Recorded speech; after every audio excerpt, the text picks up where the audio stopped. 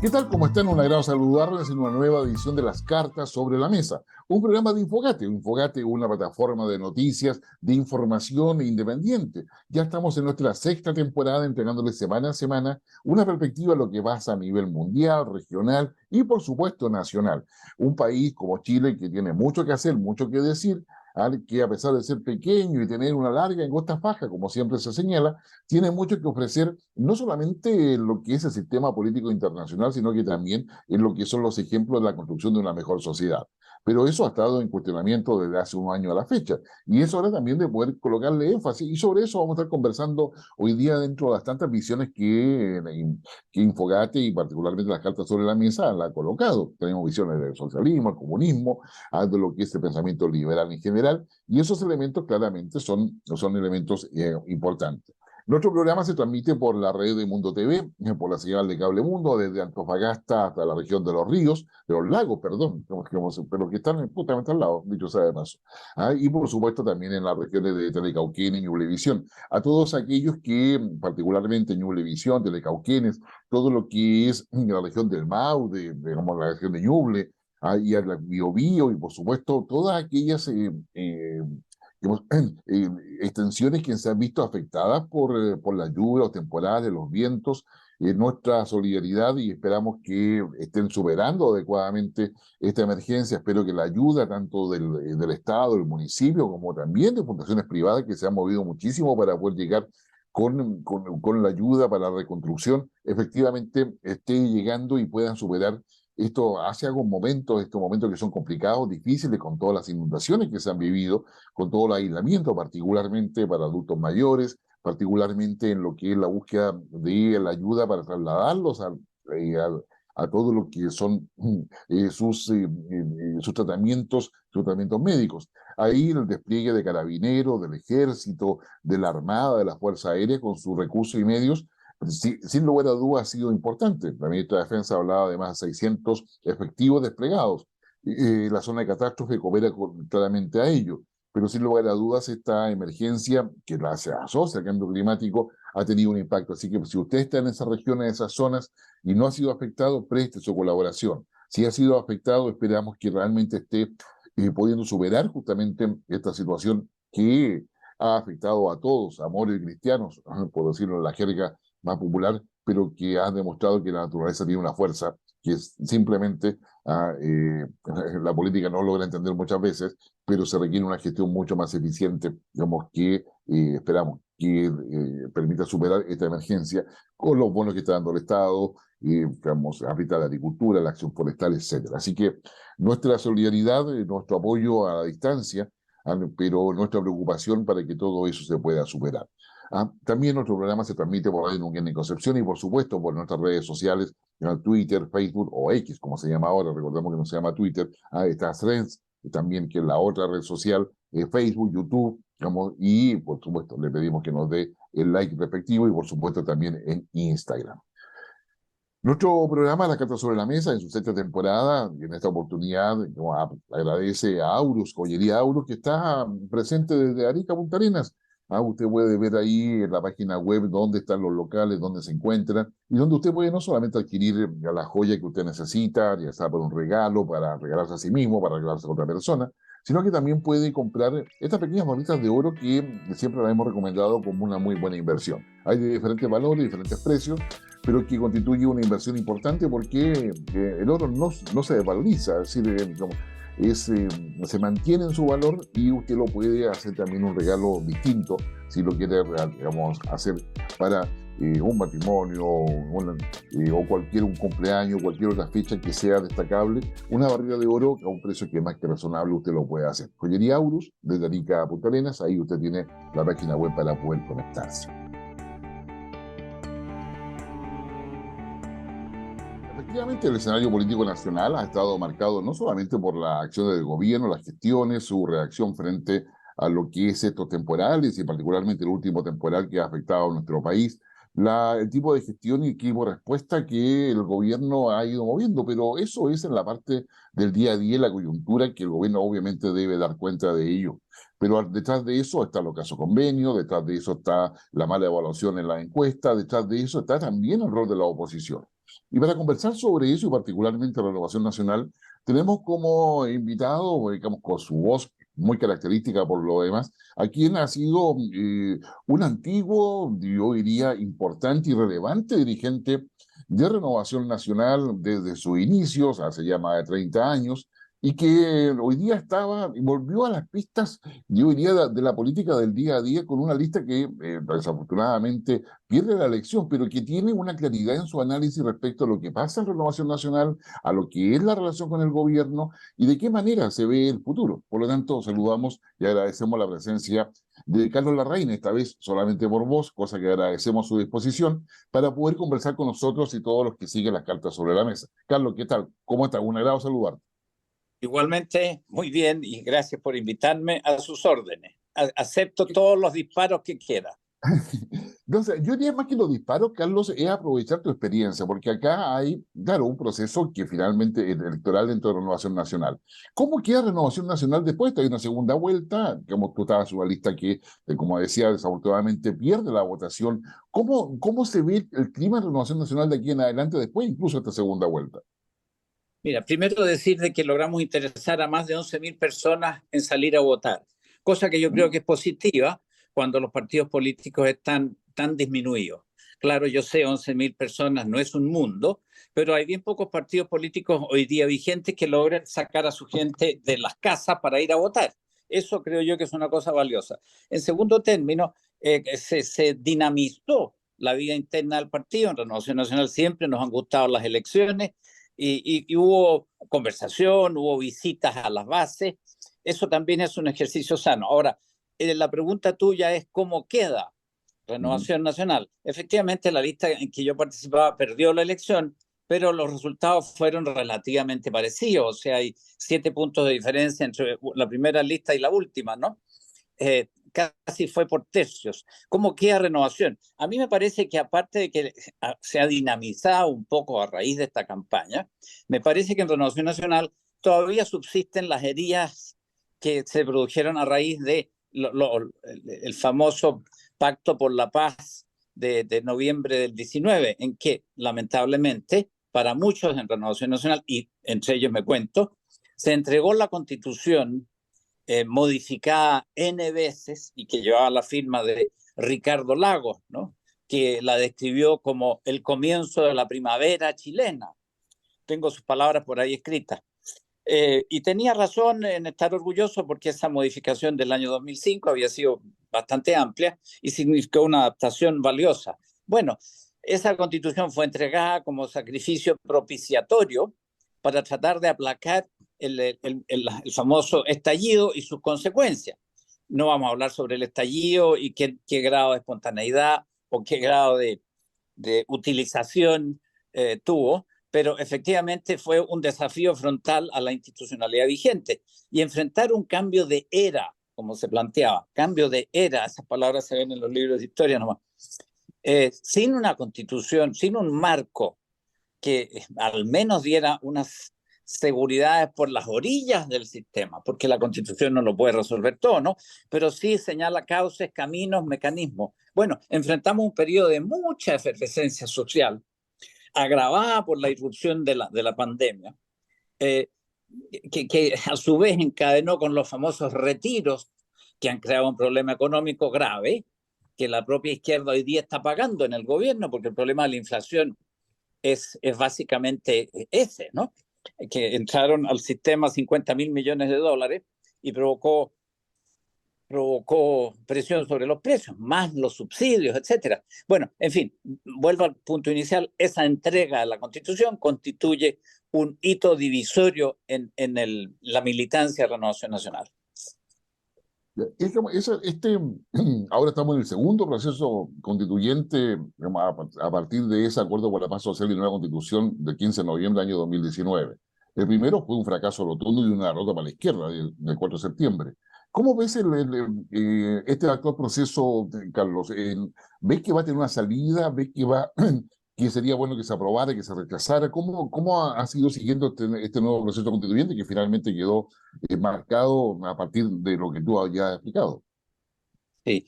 Bueno, el resultado de las elecciones del 7 de mayo fue igualmente aplastante contra las posiciones de izquierda y Sí, resultó en la confirmación de un mecanismo concebido por el Parlamento para tratar de salir del entuerto en que estábamos. Hay personas que consideran de que este segundo empeño para redactar la Constitución es, es improcedente y que en virtud del artículo 142 de la Constitución anterior, esa misma Constitución seguiría vigente. Bueno, yo tengo mi discrepancia con eso, creo que la Constitución del 2005, que lleva la firma de don Ricardo Lagos, hoy día es muy poco respetada y poco apreciada, ¿no? Y las constituciones tienen un valor central, que es la de aglutinar, constituye una especie de mínimo común denominador, es como el Padre Nuestro, ¿no? Para los cristianos. Ya, entonces pienso yo que los partidos políticos que contribuyeron a la instauración de este segundo proceso de redacción de la Constitución hicieron una buena cosa. Está compensada ahí la parte de la expertise, del conocimiento jurídico constitucional, encarnado en la comisión de expertos, y luego el cachete, digamos así, o el elemento de soberanía popular que se manifestó en las elecciones del 7 de mayo. Y me parece a mí, por lo que he leído del anteproyecto, que el anteproyecto contiene lo esencial, es efectivamente un proyecto constitucional serio, pero creo que constituye un despropósito negar que, que el grupo de consejeros constitucionales pueda modificar, mejorar, alterar, acortar o alargar el anteproyecto. Creo yo que hay que dejarlo trabajar, esperar de ver cuál va a ser el resultado de su trabajo, y después empecemos a opinar, porque constato, particularmente desde la izquierda, que hay un rechazo eh, inicial al trabajo que se ha hecho. Y ya se están creando las condiciones para que efectivamente el proyecto que se elabora entre los expertos y el Consejo Constitucional sea rechazado. Y esto no nos va a llevar de vuelta a la Constitución del 2005. Esto nos va a dejar en un vacío institucional sumamente peligroso. Y me parece a mí que ese deseo de mantener al país en vilo en el sentido institucional es hoy día el principal empeño de la izquierda en su versión Frente Amplio Partido Comunista.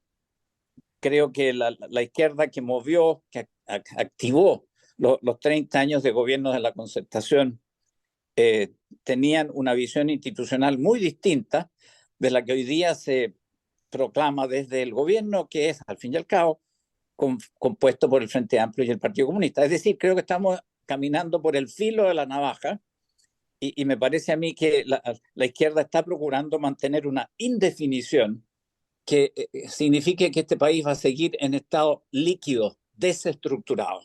Eso tiene que ver además con cómo se van comportando las fuerzas políticas al interior de nuestro sistema y alrededor de este proceso. Efectivamente, hay un llamado del Partido Comunista a votar rechazo ya desde antes sin conocer el texto, pero eso también significa una serie de diálogo, conversación y posiciones que vamos a tener de aquí a diciembre. Y respecto a eso, ¿cómo queda Renovación Nacional? ¿Queda dividida Renovación Nacional después de este proceso electoral? ¿Hay una voluntad para avanzar hacia una cohesión, una unidad y una posición que les permita conversar con Evópoli, con la UDI, con republicanos? A mí me parece que en las tres listas actúa ese espíritu de consolidar un partido político como Renovación Nacional, que tiene importancia relativa en Chile, y que todas las listas estaban en la idea de hacer una especie de pacificación interna y de salir juntos a enfrentar la coyuntura política, que no es nada fácil para quienes tienen convicciones republicanas de base democrática. Sí, y en ese sentido, ¿cómo ves tú la relación con el Partido Republicano? ¿Sobre qué base se podría plantear eso en términos de ya pensando en las próximas elecciones del próximo año, incluso la presidencial en el subsiguiente? Ese tema ha surgido mucho en las últimas semanas. ¿Mm? Yo soy del parecer de que no es necesario entrar en una especie de gran confederación de los partidos que se oponen al Frente Amplio y al Partido Comunista. Me parece a mí que los partidos tienen que ejercer una virtud que hoy día es un poco escasa en política y que se llama el realismo práctico elemental, que permita que en este periodo se restablezca un cierto grado de estabilidad, que entre otras cosas pasa, por ejemplo, por lograr producir una constitución que sea compartida por un número importante de nuestros conciudadanos.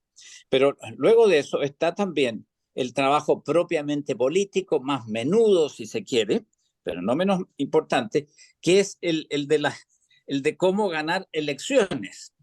No quiero simplificar, el trabajo de los partidos Sí. políticos es más que, pero efectivamente tenemos una seguidilla de elecciones que van a anteceder a la elección presidencial. Y yo pienso que para abordar estas distintas pruebas hay que concebir una especie de modus vivendi de todos los partidos, desde amarillos hasta no sé dónde, ¿ah?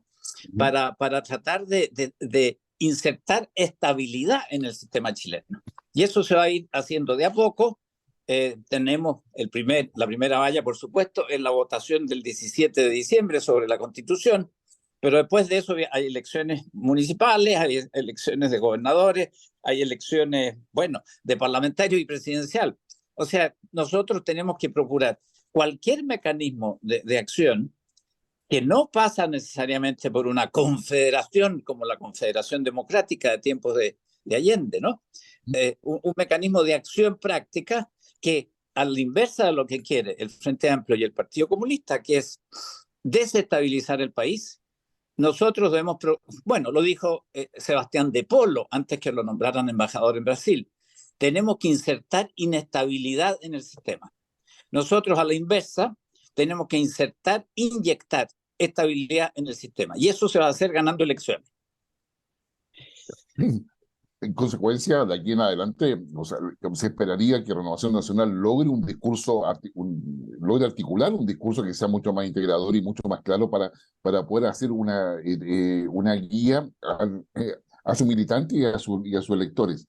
Con todo eso, digamos, ¿cómo afecta? Porque en Renovación Nacional hay de diferentes almas, y una de las almas se va a ver más afectada en este mes de septiembre, que ya no lo tenemos al lado, donde están los 50 años y con una agenda de parte del gobierno que tiende no solamente a la conmemoración, sino que a una suerte de reivindicación de Allende y un partido comunista que está con el negacionismo. ¿Cómo afecta eso a estas almas dentro de Renovación Nacional, Carlos? Bueno, nos afecta de manera muy directa, ¿No? porque el Partido Nacional fue muy instrumental, que es uno de nuestros antepasados, digamos así. Renovación Nacional, tú bien dices, tiene varias familias. Provenimos de muchos movimientos que estaban activos en la política antes, ¿no? Pero en fin, el Partido Nacional es uno de los principales.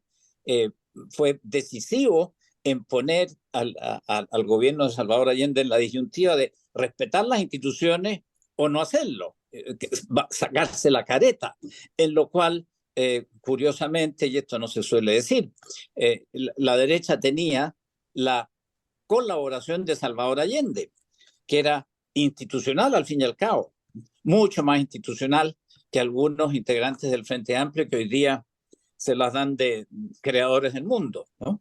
Bueno, entonces, tú me decías, ¿qué hace la Renovación Nacional ante los 50 años? Lo primero que tenemos que hacer es rechazar esta conmemoración soslayada que solo pretende decirnos que Allende fue víctima y que fue, y no medir nunca la posibilidad de que el gobierno de la Unidad Popular haya sido un fracaso. Es decir, siempre está la palabra derrota y la derrota por la fuerza. Ignoran, y ese es el negacionismo del Partido Comunista, que siempre invoca las palabras dándoles un sentido contrario al que encierran. El negacionismo del Partido Comunista y del Frente Amplio es precisamente ese, no entender cuáles fueron, plural, las razones del fracaso de la Unidad Popular. Entonces, todo se reduce a lo que pasó el 11 de septiembre. Y la verdad es que el proceso de la Unidad Popular es mucho más que lo que ocurrió ese 11 de septiembre.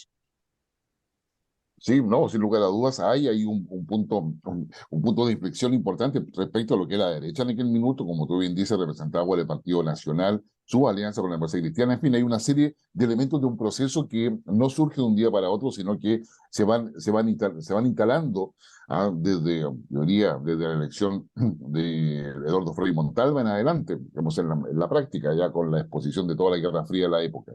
Ahora, pero estamos en el siglo XXI, Carlos, y tú has decidido volver a la arena política con la lista que ya conversamos.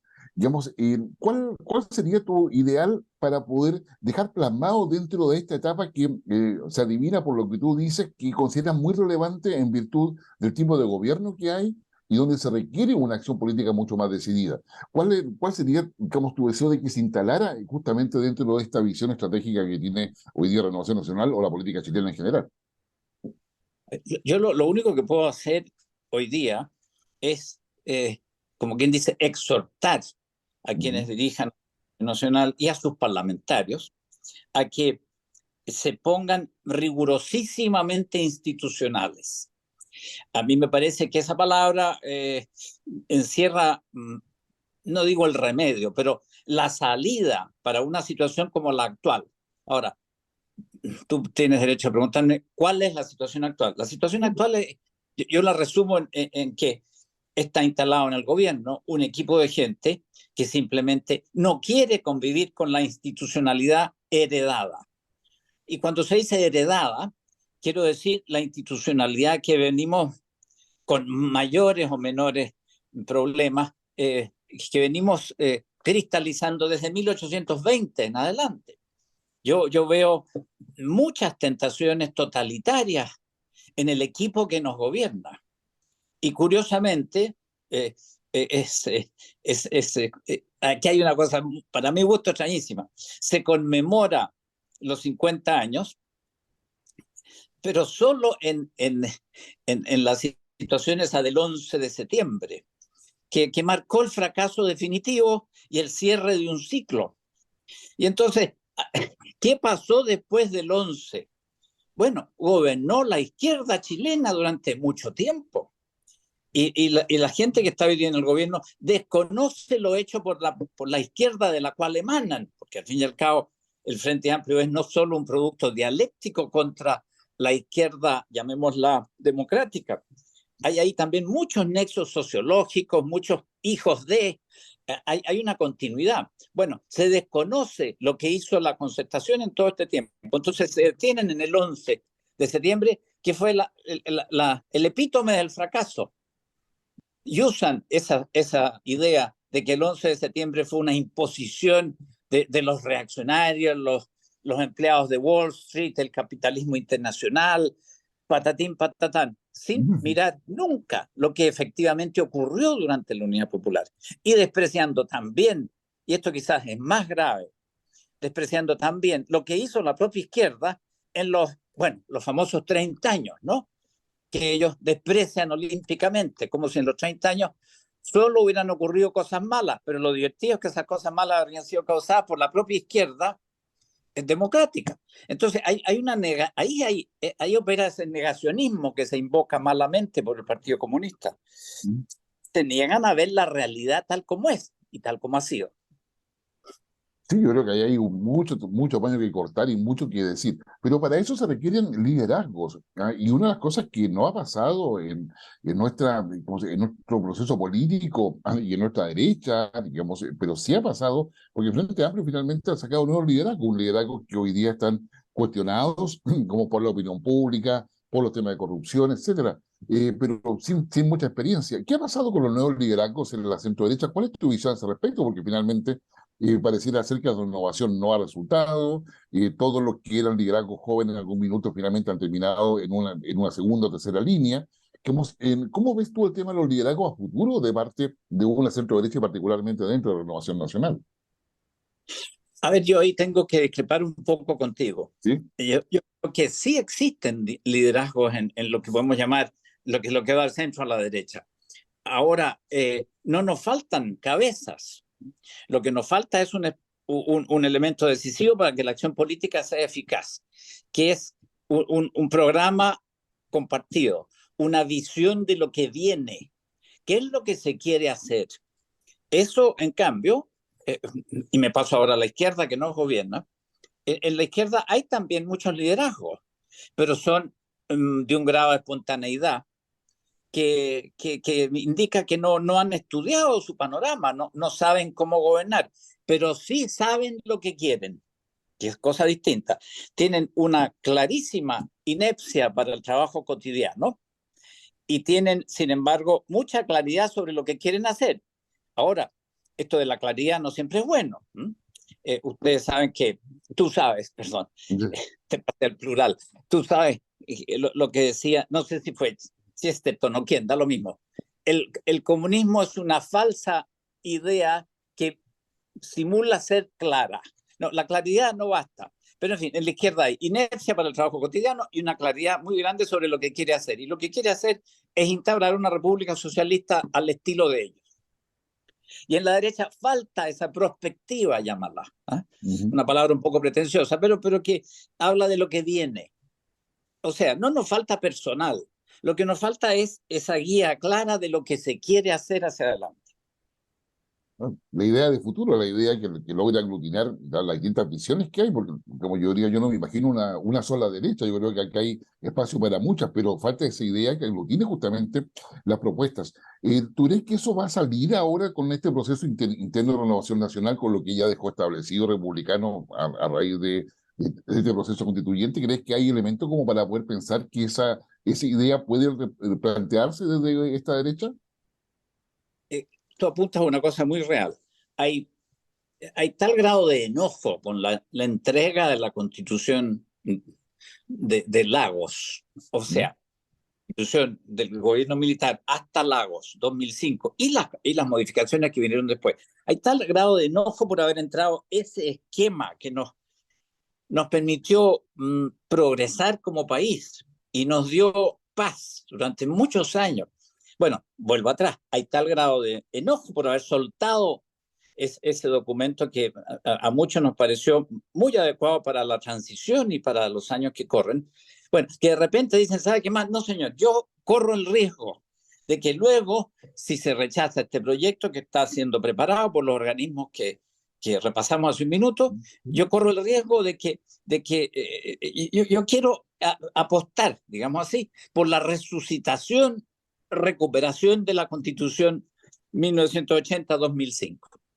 Y entonces estoy por el rechazo. Esa tentación existe. Ahora, si llega a primar ese criterio, creo que mis correligionarios se equivocarían profundamente, porque me parece que estamos en una coyuntura que exige perentoriamente que elaboremos un documento de amplio alcance que efectivamente tenga un apoyo mayoritario. Yo no digo unánime, no hay ningún documento que tenga un apoyo unánime, nunca existió, pero que sea apreciado. ¿Y apreciado por qué? Porque se generó en instancias democráticas, como fueron las que dieron nacimiento a la Comisión de Expertos y al Consejo Constitucional, y que, bueno, tendrá que ser mejor explicada, me parece a mí, y de ese modo, y ahí Renovación Nacional tiene un papel, tiene que explicar cuáles son las ventajas de este documento constitucional, que puede ser la base de 30, 40 o 50 años de paz fructífera. Si se rechaza eso, yo creo que vamos a seguir en el aire. En Renovación Nacional opera esa tentación, la que describí al comienzo, pero yo espero que la nueva directiva haga madurar esa manera de ver las cosas en los meses que vienen. Por lo demás, falta muy poco, hasta el 17 de diciembre. O sea, o se apuran o podemos tener otro tropezón grave. Sí, y eso significa que tú estás planteando de que si no hay acuerdos importantes, estratégicos, institucionales, en términos de fortalecer todo eso, vamos a tener un próximo año que va a ser altamente conflictivo digamos, y probablemente polarizado, algo que no se logra hoy día, que no se ha logrado, que no se ha construido esa polarización que muchos esperaban, pero que sí podría estar presente el próximo año a raíz de la falta de esta idea orientadora desde el punto de vista del proceso político, ¿no? Sí, tú dices muy bien, idea orientadora. Sí. Pero en realidad, pues Guillermo, hay ideas orientadoras. Si la cuestión es querer cristalizarlas, cuajarlas en un instrumento que sea de aceptación general, no digo unánime. Y cuando te digo ideas orientadoras, cuando dices tú, con mucha exactitud, ideas orientadoras que fueron puestas en prácticas por centro, izquierda y derecha, que han sido probadas, testeadas por el tiempo. Y resulta ser de que ahora tenemos como consecuencia, entre otras consecuencias, de la aplicación de esas nociones que emanaban del ordenamiento constitucional y de lo que la propia izquierda, llamemos la izquierda democrática, aplicó. Resultó que Chile hoy día es un país en que el 75% considera, o el 80% se define a sí mismo como perteneciente a la clase media, pues, Guillermo. Sí, pero Y una clase media que tiene muchos más bienes y tiene muchas más opciones en el sentido de, bueno, me inclino por esto o me inclino por lo otro. ¿Opto o no opto por un estudio universitario? Piensa, Guillermo, que en 1980 el sistema de educación superior completo en Chile tenía entre 130 y 150 mil alumnos. Hoy día el sistema de educación superior tiene 1.150.000 estudiantes. Dime tú si no, eso no significa ampliación de posibilidades. Creo, por lo menos desde el ángulo de la derecha, que la posibilidad de diseminar, palabra no muy adecuada quizás, de ampliar la educación es o no una cosa virtuosa. A mí me parece absolutamente sensacional. Bueno, eso se logró con el sistema institucional que nació allá en los años 80 y que fue aplicado con inteligencia por la propia izquierda. Bueno, están esas realidades. La cosa es que esto se quiera cuajar y que se pongan de lado los prejuicios hiperideológicos y las tentaciones destructivas que muchas veces atacan a sectores de la izquierda. Ahí está el gran peligro y el gobierno tiene que modificar su actitud y pasar de ser un gobierno revolucionario a ser un gobierno evolutivo, más tranquilo. Bueno, Carlos, o sea, efectivamente, acá hay una serie de desafíos que hay que abordar. ¿Cómo resumirías la posición del gobierno respecto a estos desafíos y la manera en que tú pensarías que debería avanzar todo esto? Porque finalmente tenemos un gobierno que con un presidente que tiene dos almas, no tiene la mayoría parlamentaria, quiere imponer una negociación, le quiere responsabilizar a la derecha. En fin, ¿cómo tú verías, cómo tu idea con tu experiencia política, particularmente tu capacidad de análisis, digamos, lo que viene en adelante o la forma en que uno podría abordar o mirar lo que está sucediendo? Guillermo, yo puedo hablar por mí, no puedo hablar por el gobierno, Sí, desde luego, pero creo que el gobierno tendría que demostrar más respeto por las realidades preexistentes. Y una de las más importantes es la tremenda expansión que tuvieron los grupos medios chilenos. Decía hace un minuto, sí, pensemos solo en lo que ha significado la expansión del sistema educacional chileno. La educación superior en Chile tenía 150.000 alumnos el año 80 y hoy día tiene 1.150.000. Entonces, vamos a seguir poniendo en tela de juicio la libertad de enseñanza como lo hace el gobierno cada vez que puede, ¿no? Ese es un ejemplo. Tiene que recapacitar en eso y no imitar a Salvador Allende y su gobierno que no mostró desprecio por los grupos medios. Segunda idea que se me ocurre a mí, importante, útil y ya más bien coyuntural. Lo primero es de más largo aliento. Coyuntural. Más respeto por las mayorías. Si resulta ser de que este gobierno ha salido dos veces al ruedo, como dicen en España, y las dos veces ha perdido por capotera. Uno, cuando se rechaza el proyecto de la constituyente, que según el gobierno reflejaba completamente el alma del gobierno del Frente Amplio con el PC, bueno, fue rechazado por el 62% de los votantes. Vino después la elección de los consejeros constitucionales y resulta ser de que lo que va del centro a la derecha gana una importante fracción de los consejeros constitucionales hasta el punto de poder dirigir los trabajos de la nueva constitución, de acuerdo, por supuesto, siempre con el anteproyecto. Bueno, entonces, esas dos ideas pongo yo sobre esa mesa. Más respeto, más conocimiento también. Guillermo, si aquí hay desconocimiento de lo que son los grupos medios chilenos y de lo que han conseguido. O sea, ni siquiera leen a Mulián los que están en el gobierno, por darte un ejemplo. que no es sospechoso de pertenecer a la derecha, ¿no? Pero hay que ver las cosas que ha escrito Mulián, ¿no? Por dar un ejemplo. Y luego ya a la hora de las cosas más inmediatas, me parece a mí que el gobierno tiene que cambiar, esta palabra a mí no me gusta, pero ya está incorporada, la gestualidad. O sea, ¿cómo disiernes tú lo que quiere hacer un gobierno cuando un día ataca a Onofre Jarpa y al día siguiente invita a Chile, vamos a negociar en la moneda? O sea, no se entiende, ¿no? El ejemplo del presidente de la República con un megáfono, ¿no? Hablando, según he leído, a un grupo que había sido previamente reclutado al efecto. ¿De qué se quiere, a quién se quiere imitar, digamos? ¿A Ortega, a Castro, en fin? O queremos, al contrario, imitar a Ricardo Lagos. Pero claro, Ricardo Lagos, a la izquierda que hoy día está en el gobierno, le parece lo más mal que hay. Son todos hijos de Pinochet, pues, si tú lees la literatura del Frente Amplio. Bueno, esas son las ideas que a mí se me ocurren, Guillermo, que son bastante, ¿cómo decirte?, apuradas por el factor tiempo. No, Carlos, te quiero agradecer y bueno, y dejarte, como yo diría yo, comprometido para que en otra ocasión profundicemos, ya quizás con la imagen, digamos que Carlos ha tenido, Carlos Larraín ha tenido la gentileza de poder atendernos, pero creemos que su propuesta, su visión es relevante porque nos permite no solamente una reflexión, sino que nos permite también ir avisorando cuáles son los elementos que es necesario, digamos, instalar en estas ideas orientadoras que son tan necesarias. Así que, Carlos, te agradecemos muchísimo tu gentileza y tu buena disposición para estar con nosotros en esta oportunidad. Y yo, Guillermo, aprovecho para agradecerte a ti el esfuerzo que haces por educarnos a nosotros los chilenos, porque hay que hablar de política, como se hacía antes. Si no, andamos a ciegas, a palos con el águila nomás. Así que muchas gracias por lo que haces periódicamente en tu sistema de información. Pero a nivel mundial tenemos novedades, sin lugar a dudas. Y yo creo que hay una que está marcando esta agenda y con toda seguridad el fin de semana va a estar como primera noticia.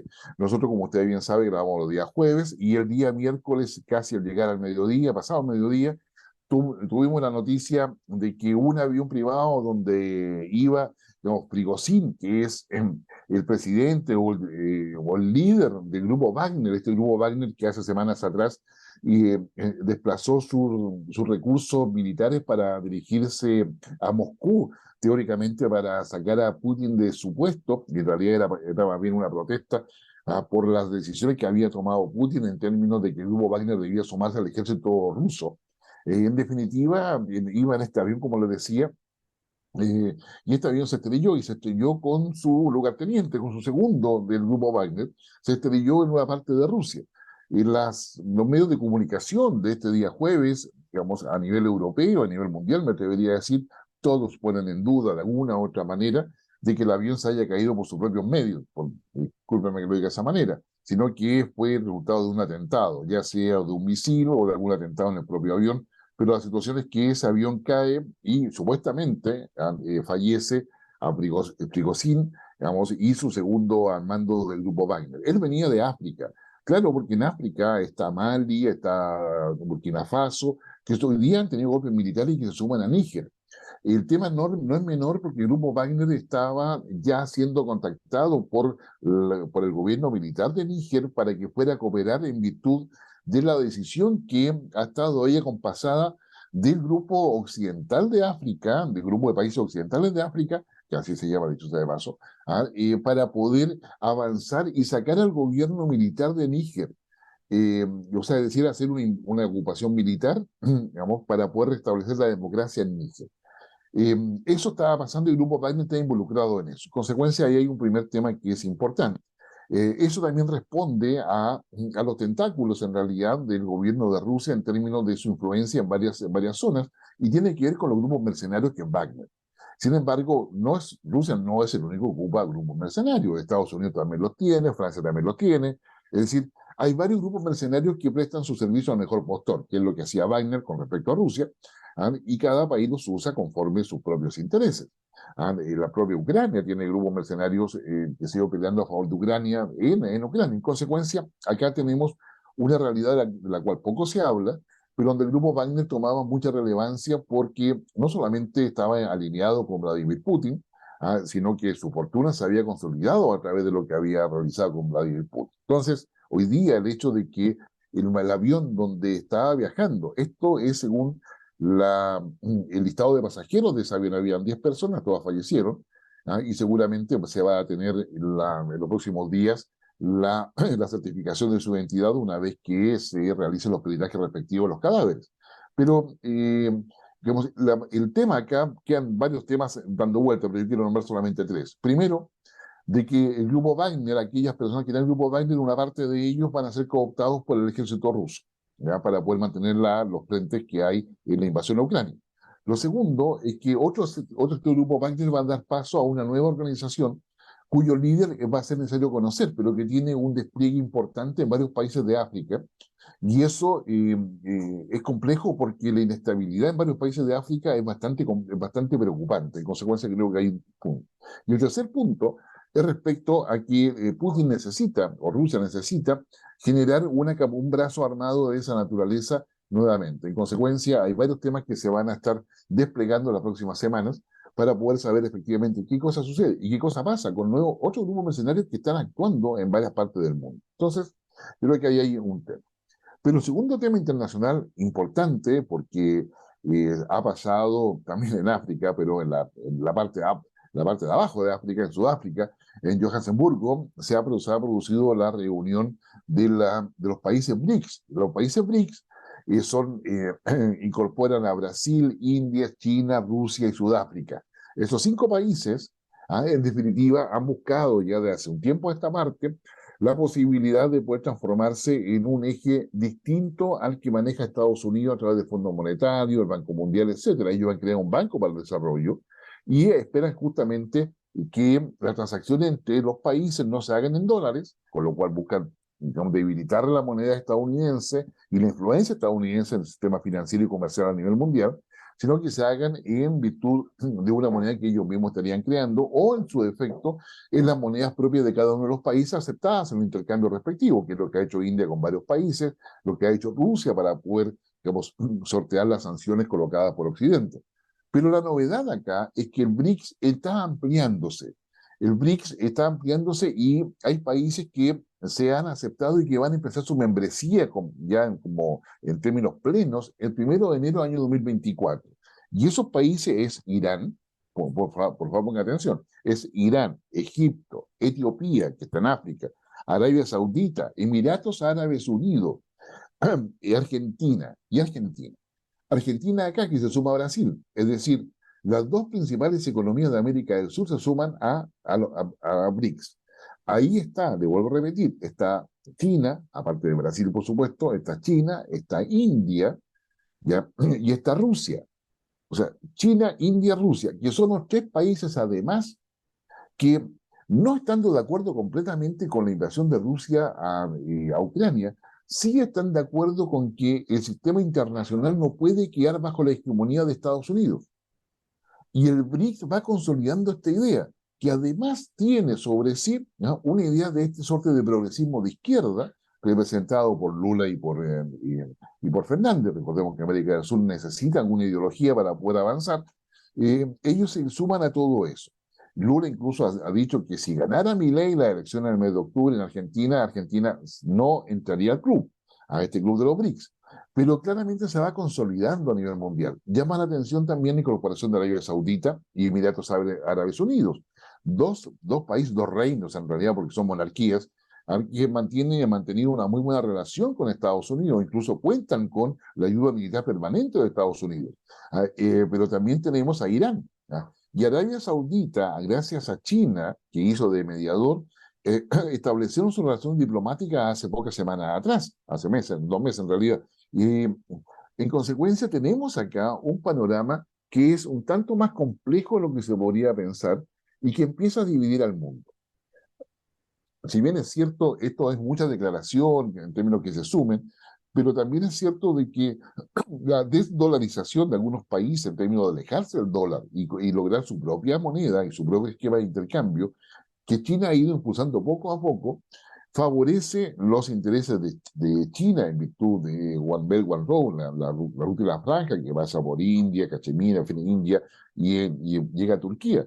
Turquía no ha quedado, yo creo que Turquía no va a dar alguna sorpresa en los próximos meses, pero Turquía, que es parte de la OTAN, que ve yo diría, con prudencia, pero también con mucha desconfianza el tema de los BRICS, eh, claramente va a tomar alguna relación. Esto, además, se da en el contexto de lo que es ya el prematuro inicio de las campañas presidenciales en Estados Unidos. Consecuencia, acá tenemos un elemento más. Por lo tanto, ponga nota, busque usted los BRICS digamos, en su computadora, en Internet, para que se dé cuenta de lo que estamos hablando. Estamos hablando de países que representan más del 25% de la economía mundial, más del 30-40% de la población mundial. En consecuencia, es un mercado. Entonces, el tema no solamente que se junten, sino que lo que hay detrás de los BRICS. ¿Ya? Y esos elementos, yo creo que es necesario tenerlos a consideración. Así que busque los BRICS con Brasil, India, Rusia, ¿no es cierto?, que ha sido, digamos, Sudáfrica y China, se amplía y se incorporan Irán, Egipto, Etiopía, Arabia Saudita, Emiratos Árabes Unidos y, por supuesto, Argentina.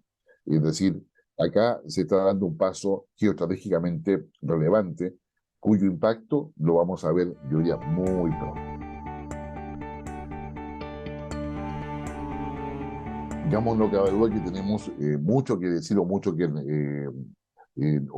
hablar. O sea, es decir, a nivel nacional no solamente están las catástrofes y la respuesta del gobierno, la eficiencia con la cual se hace, la capacidad, el cuestionamiento, la capacidad de anticipación o no, los grados y la eficiencia de la fiscalización de parte de los distintos órganos del Estado respecto a construcción, obras viales, etcétera, en virtud de lo que ha sucedido, permisos de construcción, planos reguladores, es decir, muchas cosas van a quedar sobre la mesa y esas cosas que quedan sobre la mesa van a dar paso a toda una crítica política, sin lugar a dudas.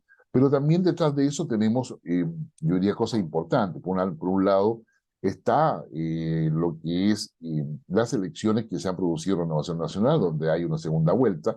¿Por qué es tan importante Renovación Nacional? Porque es el partido con mayor cantidad de militantes, casi 38.000 militantes,